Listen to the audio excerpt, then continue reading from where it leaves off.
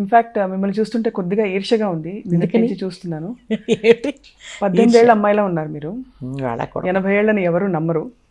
I'm touching 80 this year. I will be completing 80. యాక్చువల్గా 80 పూర్తవుతాయి ఈ డిసెంబర్ 12వ తారీఖుకి.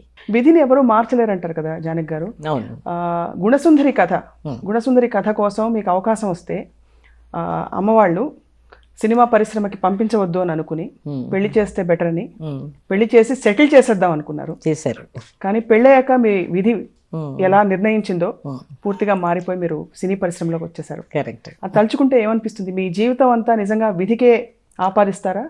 భగవంతుడి సంకల్పమా లేక మీ సంకల్ప బలంతో మీరు ఇంత ముందుకు వచ్చారా? అది విధితో మీరు జత చేస్తే భగవంతుడి సంకల్పం రెండు కలిస్తేనే ఇలాంటివి జరుగుతూ ఉంటాయి. సో మొదటి సినిమా షావుకారు. అంతకుముందు మీరు రేడియో నాటకాలు వేసి మీ గొంతు అందరికీ పరిచయం. చాలా మీ ఎక్స్ప్రెషన్స్ని మాడ్యులేషన్స్ని విని మిమ్మల్ని అప్రోచ్ అయ్యారు. ఆ సంఘటన మరోసారి గుర్తు చేసుకుంటారా? రేడియో ద్వారానే నాకు పెళ్లి కూడా జరిగింది నిజంగా చెప్పాలంటే. అవునా? అవునవును. మా ఇంటి పేరు టేకుముళ్ళ వారు, టేకుముళ్ళ వెంకోజీరావు కూతురు అని అనౌన్స్మెంట్ చేసి పాలగుమి పద్మరాజు గారి పట్నవాసం నాటకం, అది సీరియల్ లాగా వచ్చేదన్నమాట ఆ రోజుల్లో.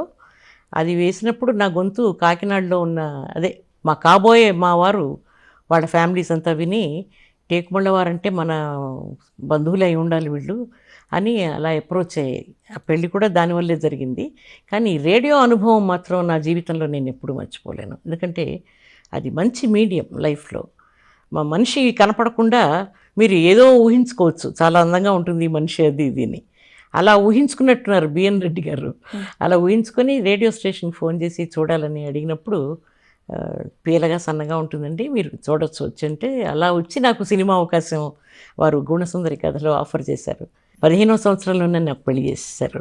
విధి అన్నారు చూడండి, ఆ విధి మళ్ళీ ఎలా ఆటలాడుకుంది నాతోటి. ఓ పాపాయి పుట్టిన తర్వాత పరిస్థితుల ప్రభావం వల్ల వారు పనిచేసే అవకాశం లేని పరిస్థితులు, అంటే స్వతహాగా కొంచెం ముద్దు బిడ్డలా పెరిగిన వారు అనుకుంటాను. అందుకని కొంచెం ఈజీ గోయింగ్ లైఫ్ అయింది. చాలా హ్యాపీగా లైఫ్ లీడ్ చేసే స్వభావం, ఆటే కష్టపడే స్వభావం కాదు. అందుకని నేను అడిగినప్పుడు తప్పే ఉంది చేయొచ్చు అన్నారు. అదే బిఎన్ రెడ్డి గారు మళ్ళీ నేను అప్రోచ్ అయ్యి అది వారి బ్రదర్తో చెప్పి షావుకార్ చిత్రంలో నాకు నటించే అవకాశం వచ్చిందనమాట. ఒక విచిత్రమైన కోఇన్సిడెన్స్, మీ జీవిత పరిస్థితుల్ని మీరు తొలుత పోషించిన కొన్ని పాత్రల్ని చూస్తే బాగా కష్టపడే అమ్మాయి పాత్రలు, విపరీతమైన జీవితంతో పోరాడేలాంటి పాత్రలు, కొంత దుఃఖంతో కూడిన పాత్రలు, ఇవన్నీ మీకు రావడం అన్నది కొంత వాస్తవ పరిస్థితులు కూడా చాలా వరకు మీ గురించి తెలిసి సహకరించాయి.